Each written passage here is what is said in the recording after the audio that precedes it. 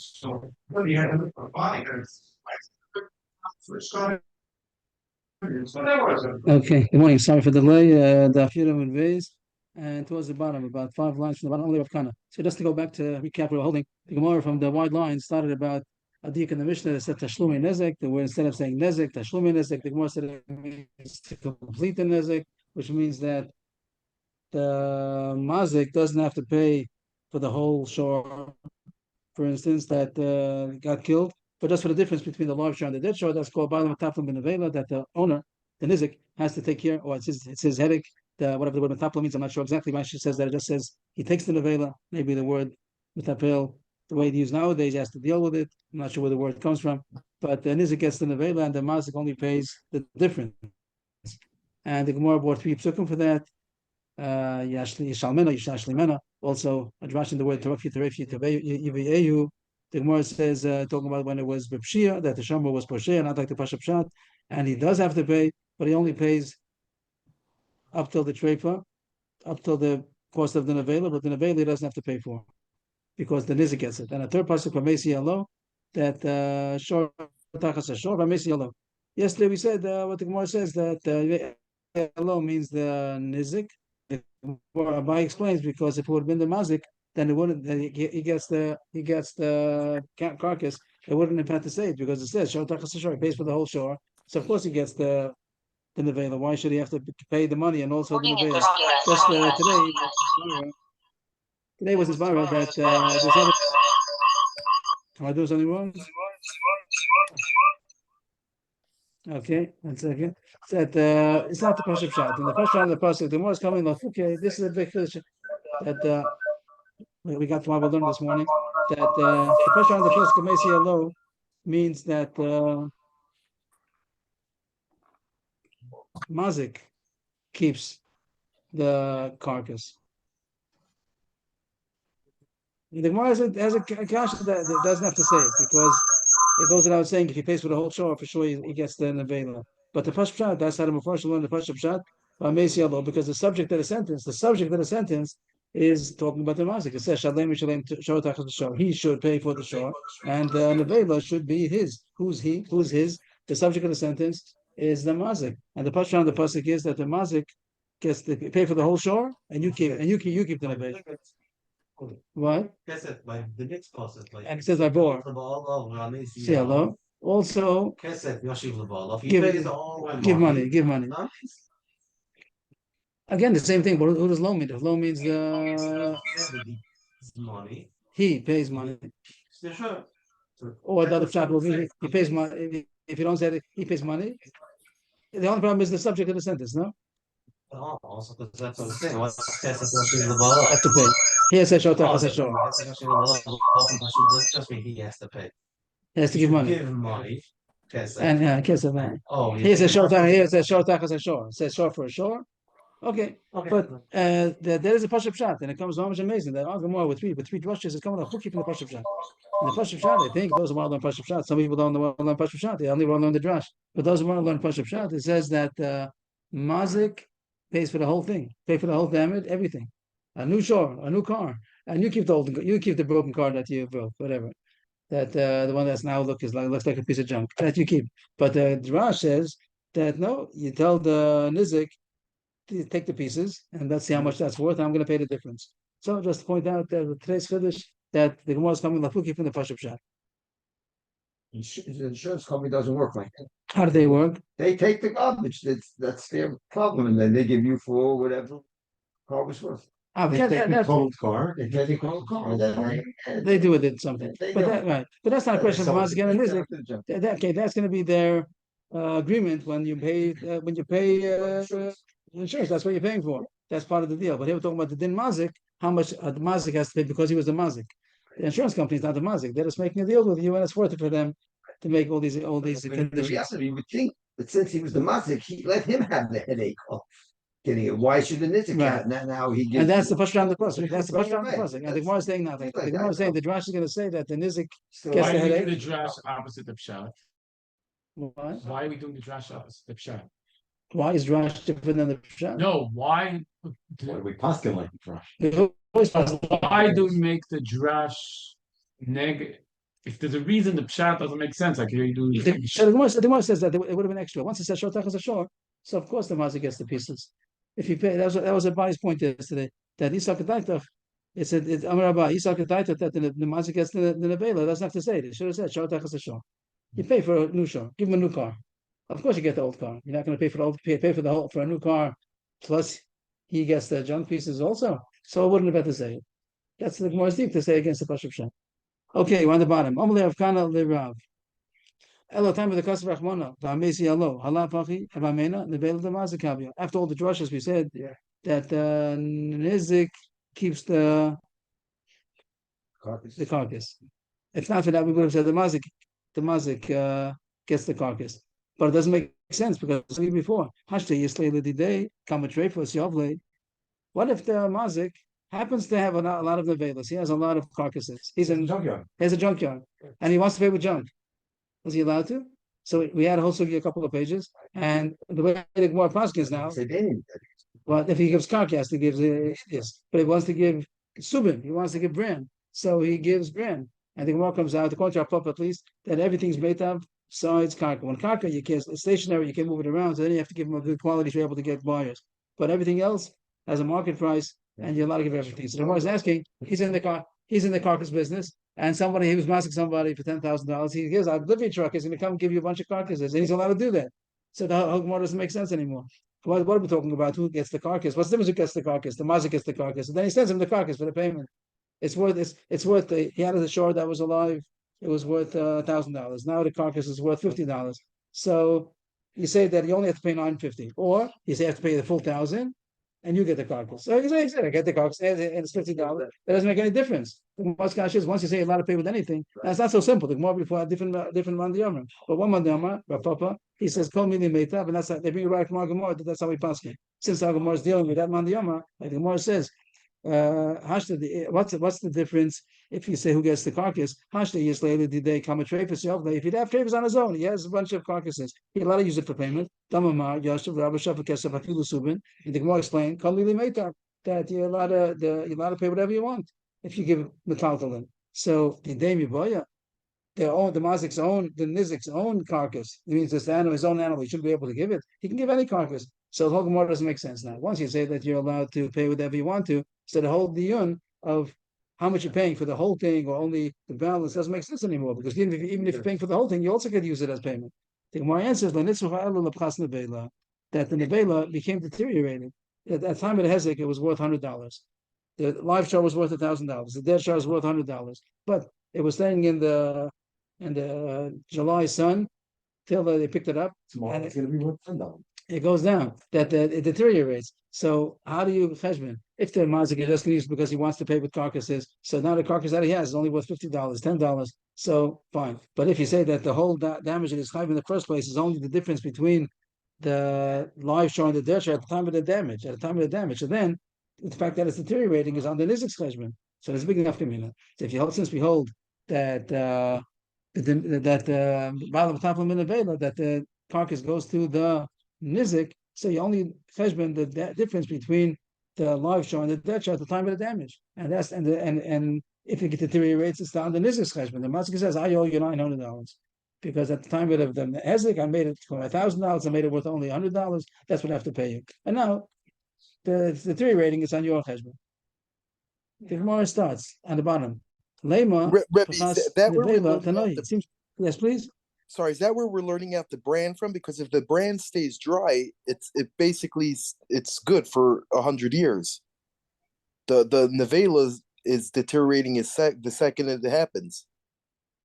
The bran is not talking about that he made something in the bran. It's just talking about he has bran. So at the time of the payment, he could use bran, and whatever the market price of the bran is at that time. It doesn't make a difference if it gets deteriorated or not, because he's bringing out bran from his own barn, whatever. And he says, I'm paying you with this. So we see how much it's worth right now. But here the subject is talking about that we have to evaluate how much damage was. How much did I damage? I took a live shore, made it into a dead shore. How much is it worth right now?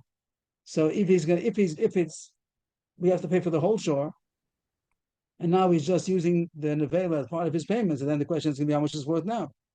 And we don't care that it get deteriorated. That's on the mazik's cheshbon because you have to pay for the whole shore and the carcass is yours. But if we say that the carcass belongs to the nizik and the mazik is just paying the difference, then when it deteriorates, it's deteriorating on the nizik's cheshbon. Make sense? The subin has nothing to do with the damage. The subin is coming out how he's paying how he's paying. So when he brings out the subin, we see how much it's worth at the time. Is that good? So I saw the use of brand because brand has X. It's might not be the most valuable thing, but it's worth X amount, and it stays because it's dry. But it does make it. But it does make a difference because at the time, whatever the price, however it works, something doesn't deteriorate. We just go according to the price what it is now. He brings out subin. He comes to best. I want to pay with subin. So we look at the subin. We see what it's worth. Whatever the factors of how we calculate that cheshbon, how much the fact that it doesn't get spoiled, maybe that goes into the price. But that's the only way of calculating how much the thing is worth right now. Not about the damage. Nothing about the damages. Okay. Bottom line. The Gemara thinks that has a focus enough about this point of chas nevela means who is going to suffer the deterioration of the nevela, which really goes back to the main question: who does that nevela belong to? It's the same thing. Once we said that the issue about the chas nevela is who does it belong to, so it's really going back to the question. And the Gemara thinks that it has a machlokes tanoim, and that's going to affect our whole issue. We said everybody holds the nevela goes to the nizik, and that's what the Gemara is asking. That it's a tanoi, the Tanya. In Torah, if you there was a pasuk we brought before. The Pashut is talking about a Shom Sachar, and the Pashut Shad is that he's putter from Nitrifa. The fact that it became torn apart by an animal, he was watching a Shom Sachar for a sheep, and then it was torn apart by a wolf or something like that. So he should bring that as proof that that's what happened to it, and he's putter that Shom Sachar is putter on onsen. It's called an onus. But the Gemara Dashim before that is talking about that it was Bepshia, it's a drash. That is talking about Bepshia, that the Shom Sachar was negligent and therefore he's chayiv. And before the Gemara said he's chayiv, what is he chayiv? He's chayiv for the difference. He's not chayiv for the treifa, he gives back the nevela, he gives back the pieces, he gives back the broken pieces, so to speak, and he just pays the difference. But now the Gemara is a brisa, and what does that mean? So Bava Kamma.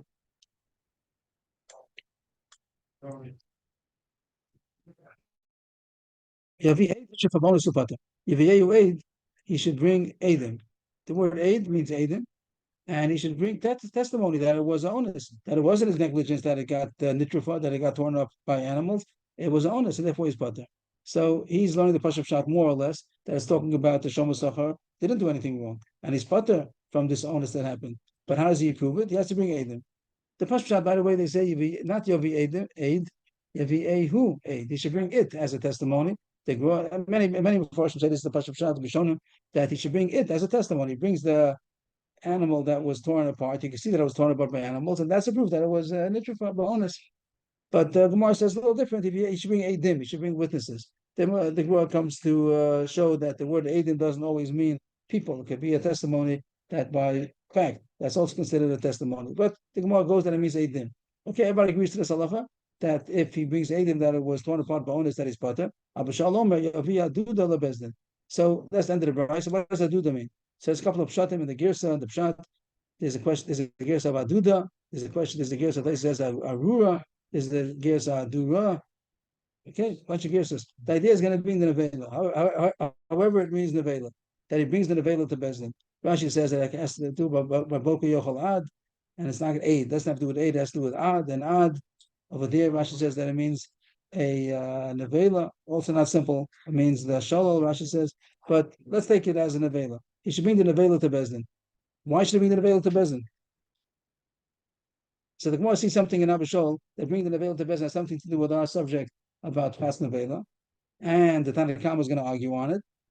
Not that the Tanna Kamma argues with favor, it's just the fact that there's a machlokes going on, and everyone surely agrees to the dinner of the Tanna Kamma. It's not going to be Abishol argues on the Tanna Kamma as far as if the Eden that it was bonus that he's putter.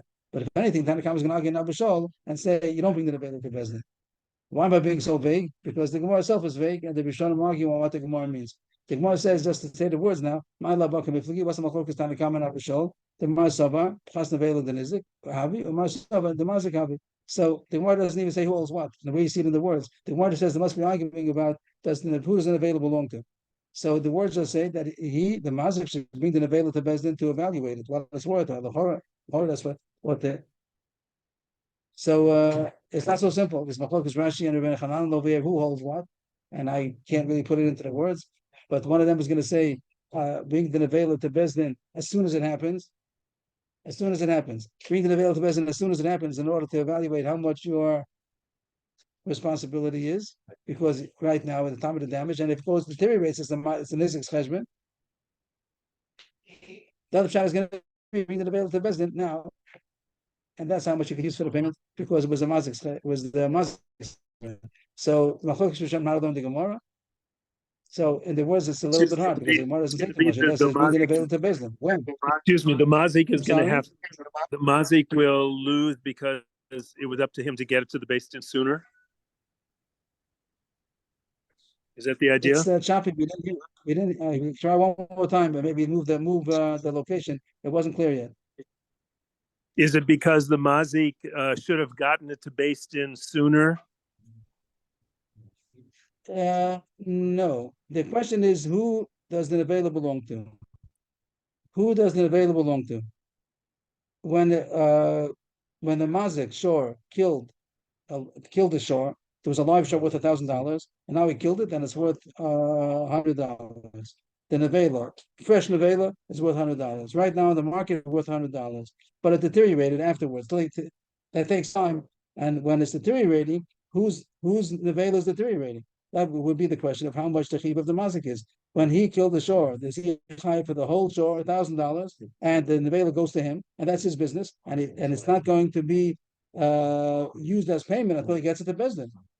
When he gives it, that's when it's going to be used as payment. So then, if it deteriorated, it's his problem. If the damage that he's chayv for is only the difference between the live shor and the dead shor, that means that it's his chiyuv to pay is $900, and if it gets deteriorated till he gets to Bezdin, that's the issue. So the Gemara sees someplace in this brisa that's what they might be arguing about. The fact that Abba Shal said to bring the nevela, and Tanna Kamma didn't say bring the nevela. So what does that mean? It's still not clear in the Gemara. So Takam Machlokes Rishonim, who's bringing when Abba Shal says bring the nevela, when bring the nevela? Either means bring the nevela right away in order to see how much you have to pay, and the rest is not your cheshbon. And the other shot is to bring the nevela to Bezdin now, to use it as payment, and you only could use it as payment how much it's worth right now. But whatever, either shot you're going to learn, the Gemara suggests maybe that's the machlokes between Tanna Kamma and Abba Shal, and that will be the machlokes. Who does the nevela belong to? But the Gemara says no, not necessarily. Tikul Yam with the Nizik. We could say everybody agrees to what we said. The three opinions before, three psukim before, that the Nizik takes the carcass and the mazik only pays the difference. Here the issue is whose headache it is to get the carcass either out of the bore, if it fell into a bore, or if it got torn up in the field by a wild animal, wherever it is, to get it back to civilization where it's useful, by the nizik's house or by the dog food factory that they want to make it into. Who has to take that burden? Whose responsibility is that? Is it the nizik? It's surely the nizik, but the nizik could say, "Okay, the damage was from $1,000 short to $100 short, but my $100 short was down in the bore. Was down. It's 2 miles away from the city. It would have walked home. Now I'm walking home. So you bring it. That's the question. Who has to burden the responsibility of delivery? But Tanya is not a kasha, but Tanya is going to be a support. But Tanya bin Ichus Rashi says, "Acher omrim minayin shalbala bar l'shalos shorbi bora tamudlo markesi v'ashul l'bala v'meis." Oh, a drash that the pasuk really says "kesi v'ashul l'bala v'meis yalo." There's a comma really, but the Gemara is learning it without the comma. It's saying that from where do you know that the owner of the bore, who is the mazik, that it's his responsibility to get the shore out of the bore? The shore fell into my bore. I have to get it out of the bore because it says "kesi v'ashul l'bala v'meis," that the mazik should return money to the owner of the shore that he killed, and also return the shore. Give money and also the shore. So this would say that it's the mazik's responsibility to get on the shore, even if the shore, the dead shore belongs to the nizik, the carcass is going to belong to the nizik. But and I don't have to pay for that. But it is my responsibility to get it out of the bore. The Gemara still have so the Gemara is and that the Gemara is going to say that Abba Shol says, "Yebi, I do the best." That's the mazik's responsibility to get the nevela to the Bezdin, even though it's the nizik's. It's the nizik's nevela, and I don't have to pay for the difference. but it's my responsibility to get the nevela to Bezdin out of the bore. The Gemara has a kash on that. What is the case over here of Torah Nevela? This responsibility, the burden of delivery. If inside the bore, you take an assessor to come and evaluate how much the carcass is worth. So you come, it tells you in the bar it's worth 1 zuz, out of the bar it's worth 4 zuz, because it costs 3 zuz to get it out. So if that would be the case, that it translates into a monetary difference, if it's in the bar, out of the bar, so then kitorach within afshe torah, no difference again. Who's going to have the responsibility of getting it out? Since the mazik has to pay for the difference. There's difference between the live shore and the dead shore. How much is the dead shore worth right now? As soon as no deterioration, the shore that's in the bore, the dead shore, or that is 2 miles away, how much is it worth? So if it has a monetary difference of where it is, because there's the towing charge, so then that doesn't make any difference if who belongs to, because the mazik has to pay the difference between the live shore and the dead shore. If it's in the bore, it's only worth $10, let's say. So I'll have to pay the difference between $1,000 and $10. And if it's going to be on top of the bar, because it costs $90 to get it out, so then it's worth $100. And again, he has to pay the $900 plus another $90. So there's no difference. If you say that there's a monetary value to being under the bar, on top of the bar, because it costs money to towing charge, and when you assess how much the veil is worth, it depends where it is. It's worth less in the bar than it is on top of the bar. So then there's no difference in saying who the Torah Nevela is. That's translated into the difference between the damage. How much was the damage? I made a live shore into a dead shore. Where's the dead shore? If it's on top, then there's a smaller difference of the balance. And if it's in the bottom of the bar, so it's worthless. So then there's a big difference in the balance. So there's no nafkamina, this whole shaila.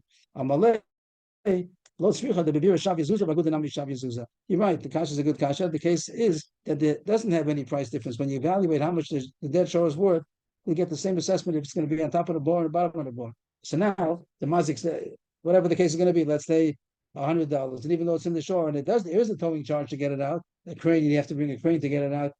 For some reason, the assessment of the shore doesn't change. How much is the shore worth? The tow truck charges the same amount, right? If he's taking it from the car, he's taking it from the lawn. Even though it might be a little more tilted. He's taking that from the bar. Well, who's paying for it? That's the whole. No, we're talking about that's what we're talking about. If there's a payment, if there's a who's paying for it? That's but who's paying for it still? When you talk about how much is the shore worth, right? Does the payment of the tow truck come into the cheshbon when they assess how much the shore is worth in the bar? Do they deduct how much it takes to get it out?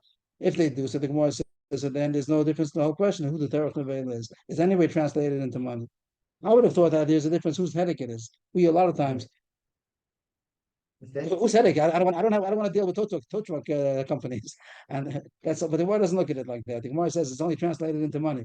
And therefore, the Gemara says if it's translated into money, that there's a difference if it's on the bottom of the bar, on top of the bar. So then there's no difference of even if you say the Torah Nevela is going to be on the mazik. But anyway, that means that you're assessing it. How does it go? The assessment of how much you think is on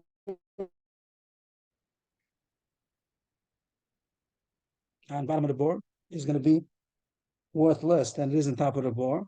And the mazik is going to have to pay that. If you say it's on top of the bar, the difference is whatever with the difference between the live shore and the dead shore on top of the bar. So if it translates into money, it's always going to be the mazik's cheshbon. The Gemara says that there's no difference in the price. The price is the same. For some reason, the Gemara is going to say there's such a thing. So 2 more lines. Umika kai gavna, is there such a thing that the assessment of the dead shore, the carcass, is no difference if it's in the bar or not? Yes, there is such a thing. That there's no difference when you want to buy a beam. A kshur is a beam. The masa is in the city. The dabra is in the field. A beam in the city costs a zuz. A beam in the field costs a zuz. Means even though takes money to get to transport it, but that doesn't go into the price. The price is that's how much the thing is worth, even though you have to take into the delivery. Free delivery. Okay, such a thing. Okay, free delivery. We have that nowadays also. So you don't take that into the judgment. So everywhere except for Roma. Okay. Involved with just delivery, any kind of things cost you an extra 100 shekel. When they don't, they do it. If they do it, then they leave it by hard seal. We paid extra and it was delivered to Shayafro. Right? It's amazing. So what happened? What happened? End of that sugya. The Gemara said that there's one sugya about Bava Kamma and Nevela, that Nisik is the one who gets the Nevela. The Mazik only has to pay the difference between the live shore and the dead shore, and that also translates into Pchas Nevela. If it deteriorates, since it belongs to the Nisik, so if it deteriorates, it's his problem from the time of the Nisik until he gets it out. But who has to get it out? The Gemara says Machlokes, so if the Mazik has to get it out, then I think the halach is that the mazik does have to get it out. Right? That I think that that Pchas Nevel is to the nizik, but the Torah Nevel is on the mazik. But I wrote another interesting thing that only the price, but the actual headache is on the nizik. Means the price to get it. If there's an issue of getting it out, if there's no, like the Gemara says, if there's no price difference, so then it's the mazik's, the past like Abba Shol, that it's the mazik's issue to get it out. But if there is a monetary difference, so then that goes on the nizik. That means that what does it mean that's on the nizik? If the price difference, if it costs money to get it out, okay, I don't have enough clarity right now. But if it does cost money, so that's the nizik's cheshbon. It belongs to him. The mazik has to pay if there's any. I'm sorry. The mazik suffers the Torah Nevela. I'm not sure if my notes are making sense with the way I explained it now. How would we say? The first sugya is that it belongs to the nizik, and also Pchas Nevela is also the nizik because it belongs to him from the time of the damage. And now the question is, who has to get out of the bore? And the Gemara says we're talking about a case where there is no price difference about getting it out of the bore, and it was Machlokes Abba Shol and Rabbanan, and the bore seems to be person like Abba Shol that it's the mazik's. This Menayin Shalom, the bore, the mazik has to get it out. Okay, I might have written differently, but that's what it seems to say in our Gemara. New sugya. We just talked about paying that the yochiv is only the difference between the hard live shore and the carcass. That's by a mazik. How about a ganav? A ganav stole something and broke. After he stole it, it broke in his possession, and now he wants to do tshuva and give it back, or the business is forcing him to do tshuva and give it back. So he wants to use the broken pieces. He stole a table, and now it's a broken table, and he wants to get the broken table for whatever it's worth. I'll pay the difference. And the nignav says, "Give me the full thing. You keep the broken table." It's the same thing we have by mazik that comes out. It's the same question. So how much more? Ain't shamal ganav v'lo gazlan. Elalan is zakin. That this halacha that you're shaman is another way of saying that the nizik gets the broken pieces. So applies to the zaken, but Ganav is not like that. Over there, the Ganav of Gazlan, as soon as they stole, he's stuck, and he's Kona Kinyan Geneva, and now he has to pay for the full thing, and he can't pay with the broken pieces. And here the post can go into, does this mean that he can't pay Subin, that you don't say Kol Mita by Ganav, maybe, or at least the Pachas, we say that the broken pieces belong to the Masik. The Ganav is going to suffer. Here the Ganav has to pay back the whole thing. Vani Omer. So I don't know what he's saying it till now. Shmuel said that this. I don't know. Shmuel said it. So what does it mean Ani Omer? Maybe he's saying over what everybody else said till now. Vani Omer after Shoel. Abba Modali. I say also a Shoel, even a Shoel. The dice when it's working. The dice when it's working, he's butter. He doesn't pay anything. When he was Pashay, this something wrong. A shol is now paying back something that got broken in a way that is chayv for it, like an owner is chayv for everything besides basing off of. So I hold the shol also. It's not clear. The Gemara is going to ask right away, what does it mean also? We'll see in a second. And Rav is molded to me. That's what the Abba's the name is Rav. Rav is Abba.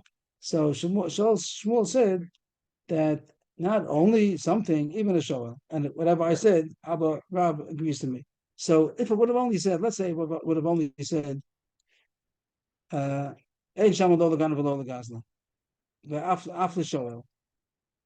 you don't make the cheshbonos, you don't say about the carcass, how much the carcass is worth for a ganav and a gazman. And I say even a shol also, there's pasha that would have read that for a shol also you don't make the cheshbonos, and You don't keep the nignaf doesn't keep the carcass, but it doesn't say that.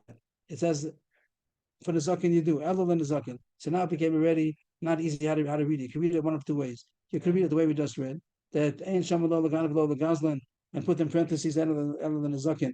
But after the shoal also ain't shaman, that a show is like a ganav and a gazlan, and that's one way to read it. Or you can say that it's going on the words of Elul and Zakin.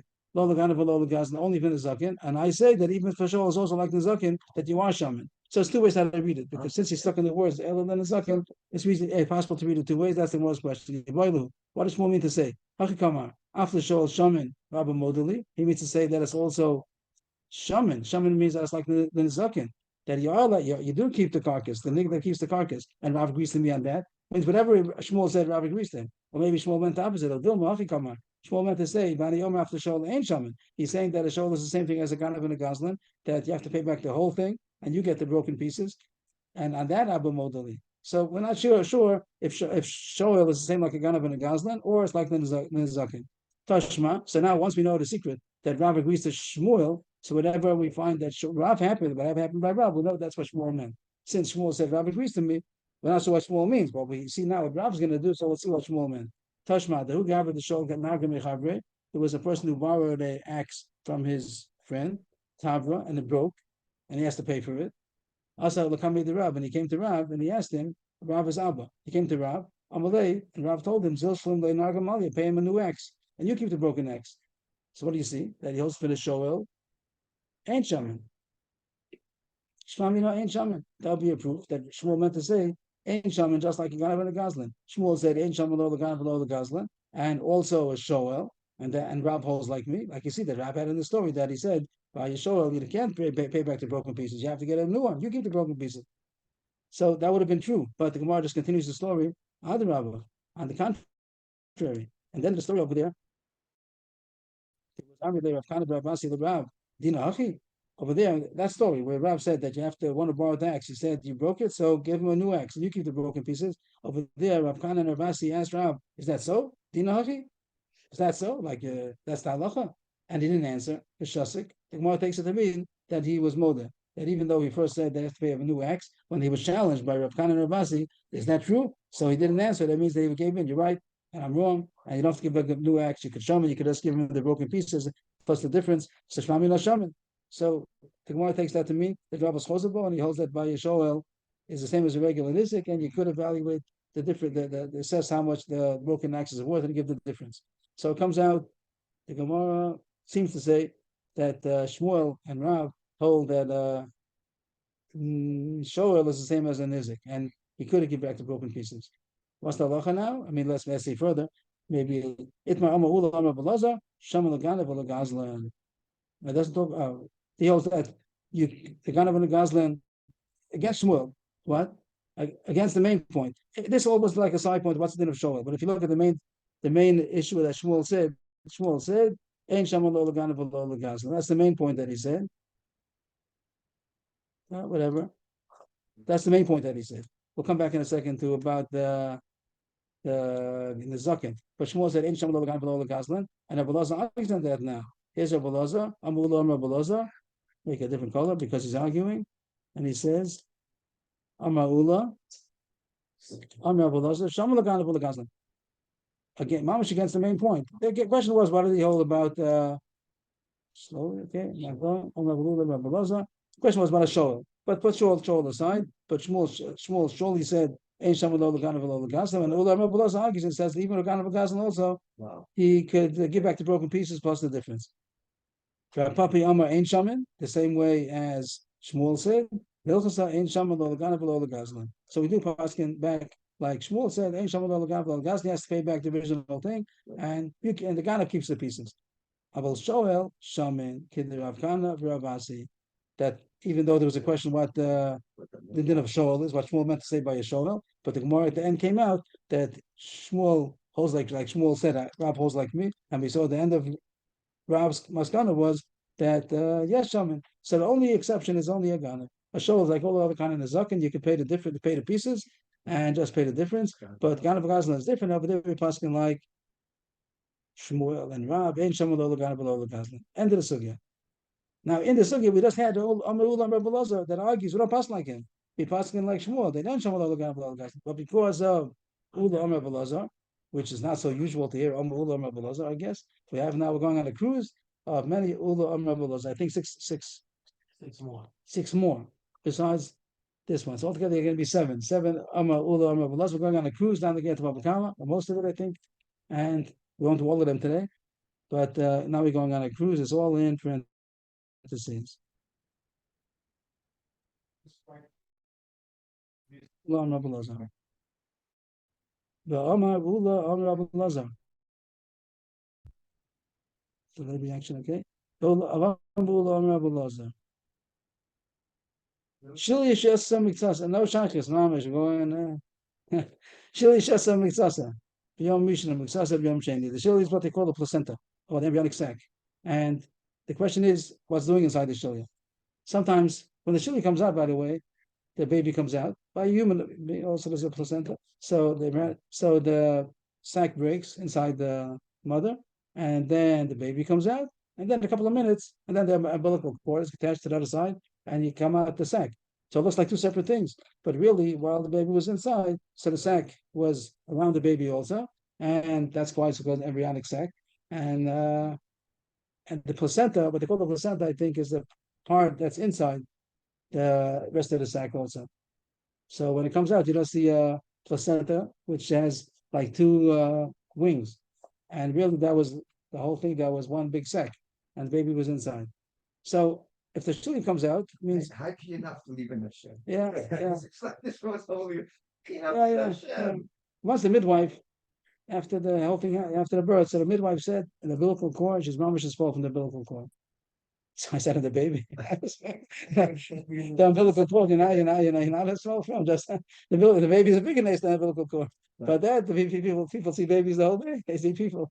But it's true, everything's miracles and miracles, and there's no such thing as being an atheist. That's After that, he lives babies and he's an atheist and something wrong with him.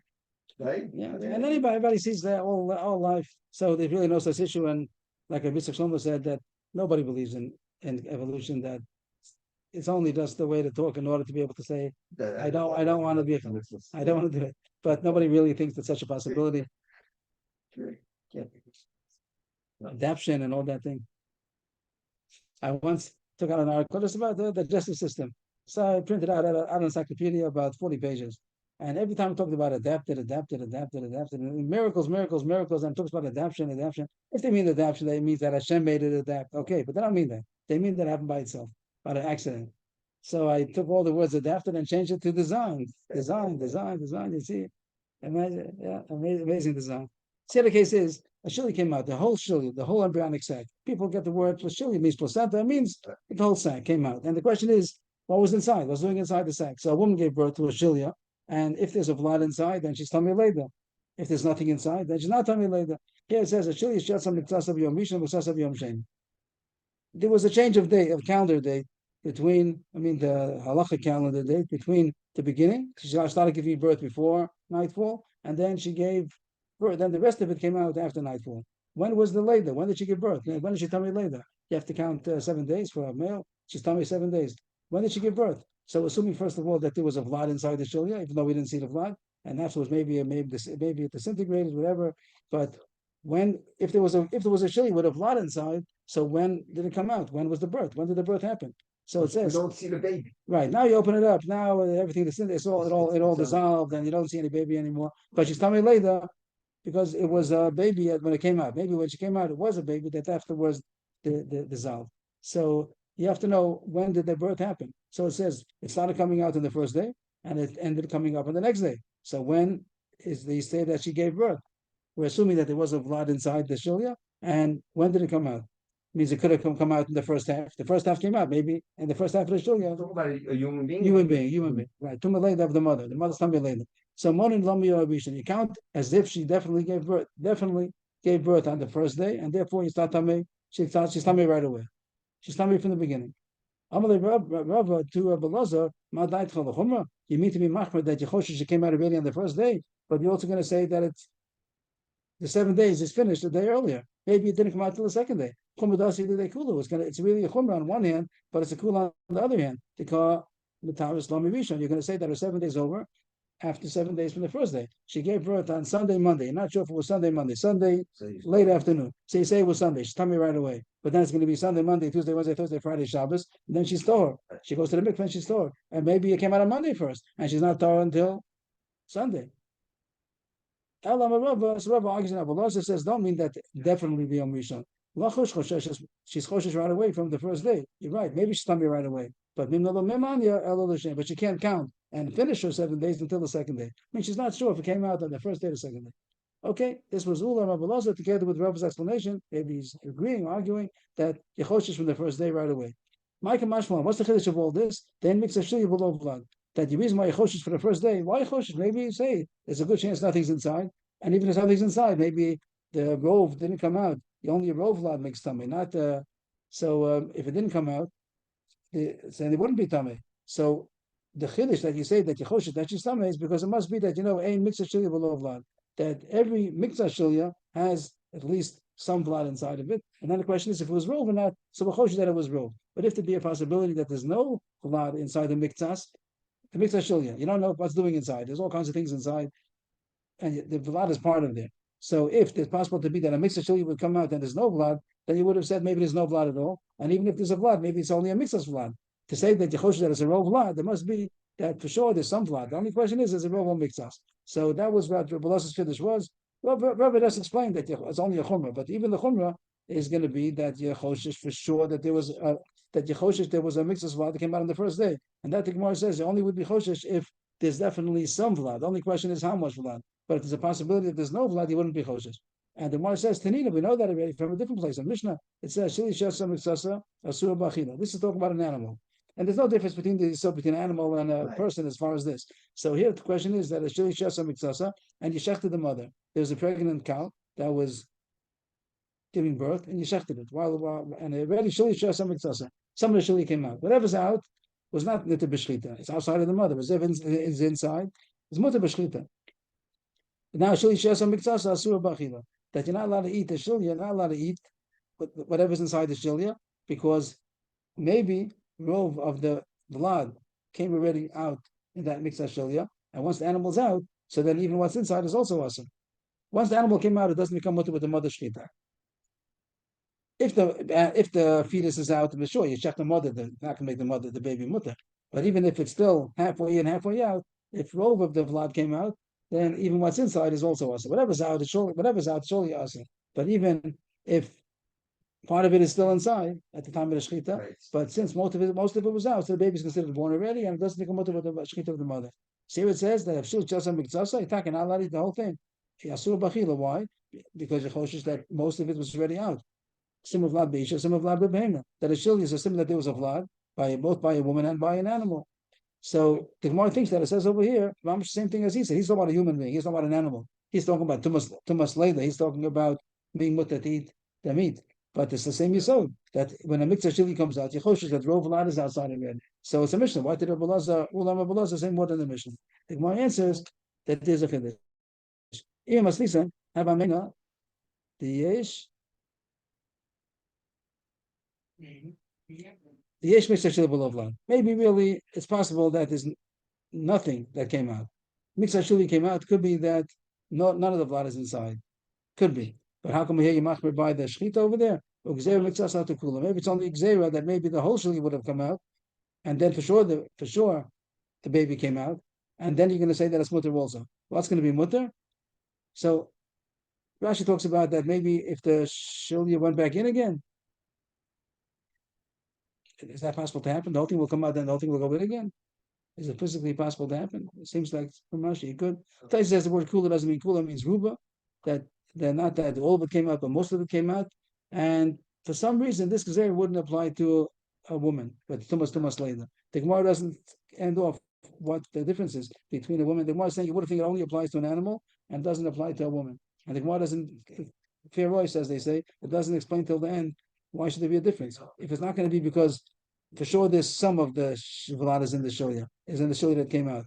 And the Gemara says it's possible that maybe it's nothing. Maybe yesh mishtur below vlad. But by behema we're going to be machmir because of a chumrah. Because maybe rov would have come out when rov came out. Then surely there's going to be some of the shil of the vlad outside. So one shot says is that we're more machmir by shchita than by tumah. We don't want to be matami things for nothing. It's dangerous to be matami things. People might burn truma for no reason. So we're not machmir on tumas leida if we don't have to. So if it would be that the fact then it's a legitimate halacha that we should be choshesh. Maybe there's going to be the rov vlad outside, and we'll say that's just something later, but only will be xera. We wouldn't have made xera by a woman. So therefore, Ulam Rabbalaz had to tell us ein mixashil below vlad. When mixashil comes out, surely there's going to be some vlad over there. The only question is if the whole vlad came out, rov of vlad came out, and therefore we say that's just something later also. At least a chashash, and you have to be choshesh for the next day also, like Rabbi explained. So that was the first din of Ulam Rabbalaz. The first, how do they call it? The first leg of the cruise. Now goes the second one. Subject to subject. No shaykhs. Saltei Rashi's pshat just keeps it easier. That a bechor of a human bechor, firstborn. The father's chayv to do bidin ben, to give the money to the kohen, and he got killed within 30 days. So we know that the bidin ben is only 30th day. But the question is why? Is it only because maybe he's an Eifel, and once he lives 30 days, the Sarai is not an Eifel. But if he'd be an Eifel, it wouldn't be Chayv Bidin Ben. So it's only a way to verify that he's not an Eifel. But if so, if a Bechor was killed within 30 days, maybe he is Chayv Bidin Ben because he was a baby that was born and he's not an Eifel. You don't know, maybe an Eifel, not an Eifel. Here, there's no reason to think he was killed. He didn't die. He's right. If he would have died, then there's be more reason to think he's an Eifel. That's an Eifel. Right. He died within 30 days, but he didn't die. He got killed. So then there's more reason to assume that he was a good baby, would have lived. So maybe it's Chayv Bidin Ben. Means the question the Gemara is talking about is Bidin Ben is on 30 days. Is it only to take it out of the Chash Eifel, right, or is it to a din? There's a cost. It's only Chayv in the 30th day. So he says Ein Podino, so there's no din Bidin Ben because the din of 30 days is better. It's it happens to be places as we also learn out from the din of Eifel also. We learn out from that Neifel less than 30 days is a Chash Neifel. But that's not found in the Pasuk. The Pasuk is coming to say there's no din Pidyon Ben less than 30 days, even if it would that definitely would have lived. What the Gemara calls Kozul Chadosha, we know for sure that it had a full-term pregnancy and it's not a Neifel. Still, there's no Pidyon Ben before the 30th day. There was the lady last week that was killed. One of the ladies, the who over there, and she was pregnant. Okay. Do they take out the baby and they bury it separately? Why should they bury it separately? They just leave it to the mother and she bury with the baby. That's it. Stuff. Oh man. Since it says he's supposed to be quoted a baby, so you might think if it was killed within 30 days, it says ach. How is it supposed to go? I always get it wrong, so I might as well go the other side. No, I got it wrong this time. Okay. Kol pat rechem. Ach, padosif des b'chor ach. This word ach. Ach padosif des b'chor adam. So that word ach is coming to say that sometimes you're not chayv b'din ben, and that's what the Gemara is saying. Less than 30 days. There's no din of b'din ben less than 30 days, even if it definitely was going to live. That was the second halacha. This wasn't doesn't even talk about the thing, right? It's just a meal.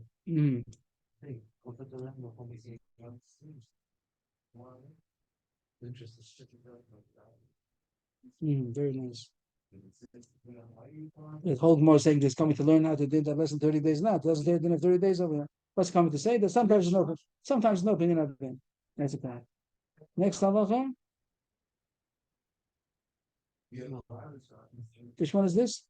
This is already the third one.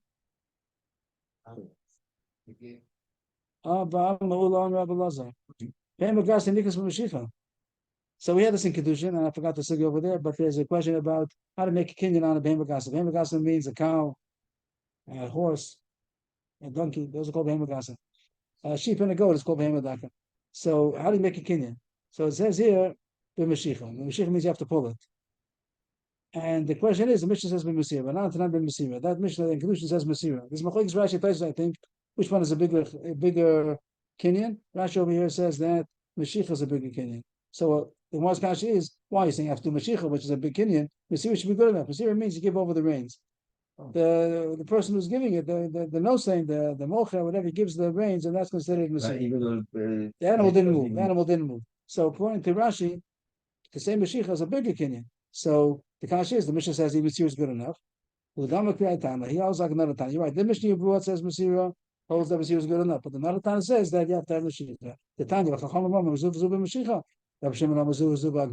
that even have to pick it up. That's how do you pick up a big animal? That's going to be a question. How do you get to pick it up? But they're against the Mishnah. The Mishnah says Masira is good enough. Here it says that you need Mashiach. That's how he passes things. I think Athais over there argues and says that Masira is a bigger Chiddush, bigger Kenyan, and that Gemara will be the opposite. That he says Mashiach is good enough. The Kasha was you have to have Masira. So he says no. I was like the Chacham that Mashiach is good enough. But you have to look over there in Kedushin. I didn't look it up, but that's the Ikasugi over there. The next one, brothers, Yorshim are dividing the Yerusha. So they bring everything, everything goes on to be assessed. And the question is, when God doesn't to assess everything, all of the property, how about the clothing? Is the clothing that they got clothing also from the Yerusha? They're wearing clothing from the Yerusha. So they didn't go to split up the Yerusha right away. Right, which usually happens. It takes time till everything gets. So meanwhile, everybody's using the Yerusha and like a jointly, and then they want to divide it. Then it says how much did you take? How much did you take? So Masha, Amasha Le and Shamim, whatever they're wearing, you do take and you do assess it. Bezdin looks at his suit. He got this suit. He got that suit. They look at each one how much it's worth, and they put that into the cheshbon. How much Reuven got? How much Shimon got? But Masha Al-B'nei is saying ain't Shamim, but they don't bring in the cheshbon what the children are wearing. They put on clothing to the children from the Yerusha money or the Yerusha clothing. So that you don't go into the Bezdin. So it doesn't say why. Rashi says the reason is that it's considered a busha to bring the children to Bezdin to assess the clothing. So everyone's mavater. Generally, even though one person might say, I want to bring the kids, but we don't listen to him. We don't assess the clothing. We assume that they're all the same, even though he has more kids, he has less kids, and more expensive clothing. You don't evaluate it. Most people are mavater. They don't want to mavazer the kids. Rebbe, yes. The children are really the grandchildren of the mace. Is that what we're saying? They're the children. It's coming out choppy. If you could. Okay, no, never mind. It's too noisy. One more time. One more time. The children are the grandchildren, not the children are the grandchildren of the mace. Right. It's the children of the ones who are splitting up the Yerusha.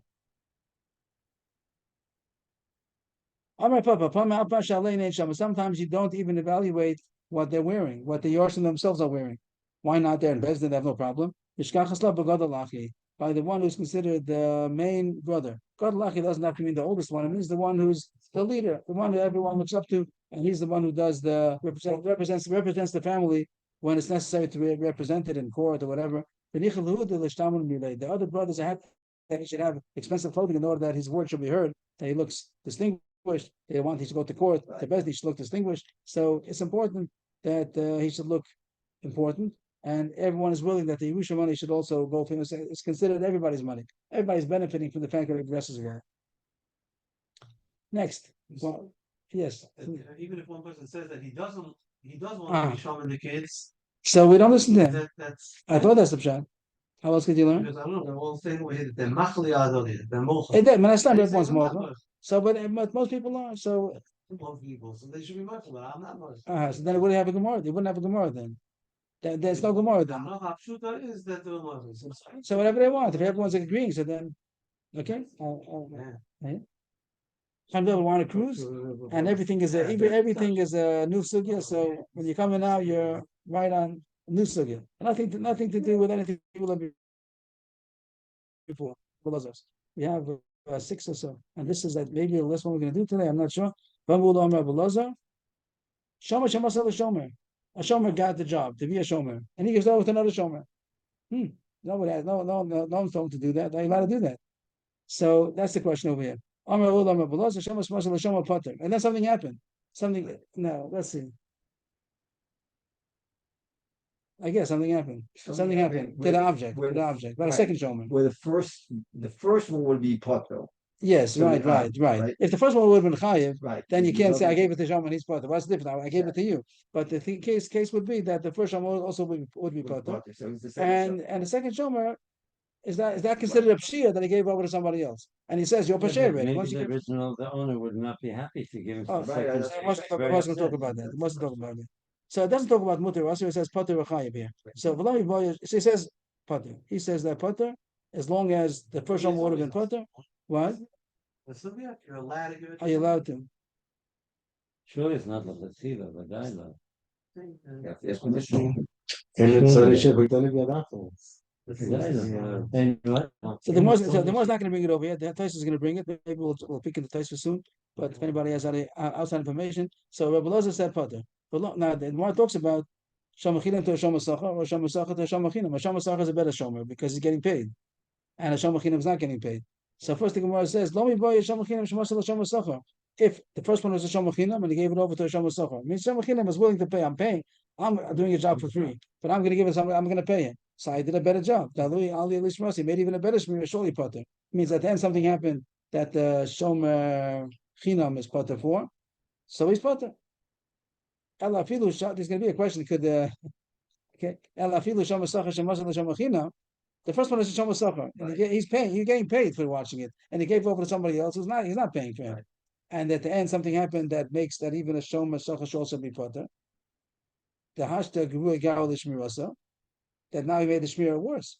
Still, also nami poter. Shavei Mosel bendas. He can't say that I did a pshia. You want to know if I was pshia? I gave it over to somebody else. It's a pshia to leave it in the street, but it's not a pshia to give it to somebody who's a bendas. That's a responsible person, even though he's only a shomachina, but he's a bendas, and therefore I didn't do a pshia.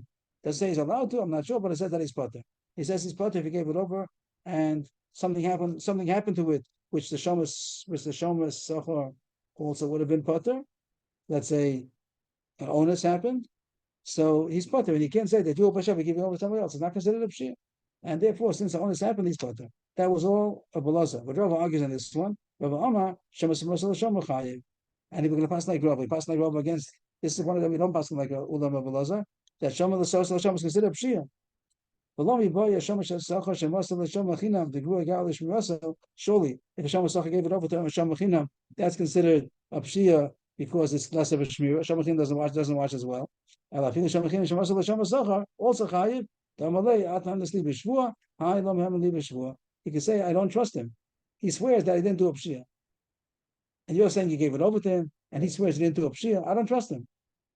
Even if he's a shomer sacha, I don't trust him. And therefore, maybe a pshia happened. So I'm not mechuyev. So I don't have to believe him. So therefore, you have to pay until you prove. Maybe he has to prove that there was an honest taka. That's the end of the Gemara. There's one tomorrow also, which we're going to stop here already. I didn't prepare further. That's going to be another Ula Amr Abulaza. But just to see a face over here.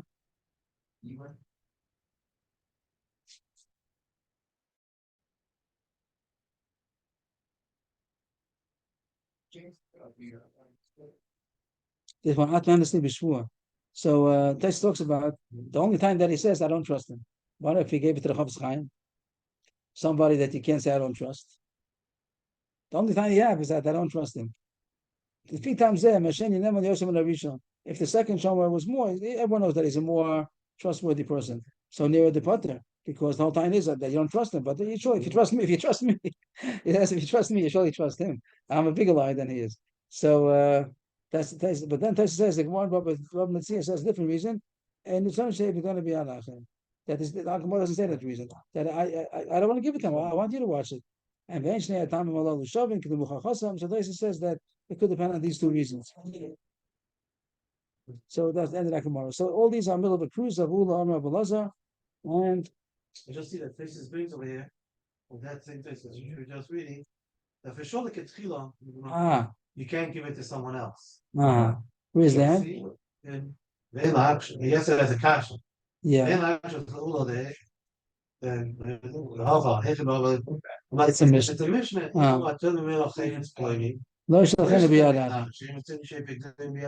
Oh, but they said pick something up. Pick something up. Pick something up. So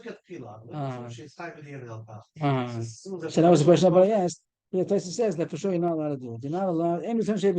Surely is what that you're not allowed to do it. Enough of a reason, but you're not allowed to do it. But it's not a reason. On a higher level. Yeah. I gave it to you. I want you to. I don't want him to watch. I want you to watch. That's what I was thinking. That's definitely a reason that you're not allowed to do it. That you're not allowed to do it. But if he did it, it's a reason that it's considered pshia that it should be chayiv. So Gemara doesn't say that. Gemara, what Metzia says that also might be a reason that he should be chayiv. It's considered a pshia. In other words, take It's it- considered, more like a tefillah, you can. and the That is Gever another does reason that. to be considered Right. double burger. And our Gemara doesn't mention that as a reason at all. It just says the reason is because they don't trust him. Ruah. Okay. Yasha Kochachim. Yeah. And just to point out that the whole reason this came in is because of the first Ulam Rabbi Lazar. All this whole cruise That's right. is because he held Shammah Lagana Gazlan. And we don't pass like him. And the whole reason that he came in, we hold like Shmuel and Shammah Lagana Gazlan. When somebody steals and he broke it by mistake, whatever, he broke it after he stole it, he has to pay back a new item, not with the king can use the pieces. The pieces he can't use the pieces, he has to give him a new item, not like Nizakin. And also the last one also we don't pass like Ulam Rabbi Lazar, that we hold that Shemesh Masal Hashem is Yeschai, not like Ula that said Potter. Okay. Yes, thank you. Can I go tonight? Okay. Because I made. Okay. Toda Rabah. Kol Tuv. Go to before Shlema, Yaakov. But let's see now the message. Hope to see you tomorrow. Thank you. Kol Tuv.